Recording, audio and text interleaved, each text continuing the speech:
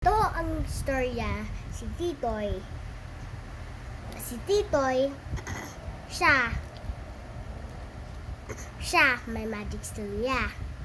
Ang friend, ang kaibigan niya, lagi sila may napupuntahan. They gusto nila madoon sa park, nahuhuli ng tutubi, nahuhuli ng insekto. Lagi sila sa magic silya.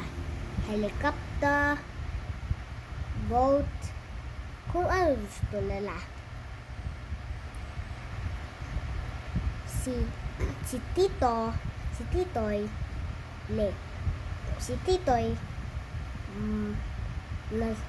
natatawa parang turkey. Parang turkey. Ang nanay nila, lagi natatawag sa kanila. Nasasabi, saan kaya papunta?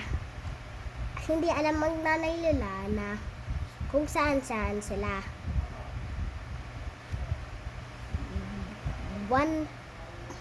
Isang araw, may napuntahan sila. Mga insekto na rock and roll. Yung mga frog lagi nalilisan lang. Saan sila napupunta? Kikita mo sila sa park, hahanap ng tutubi at insekto.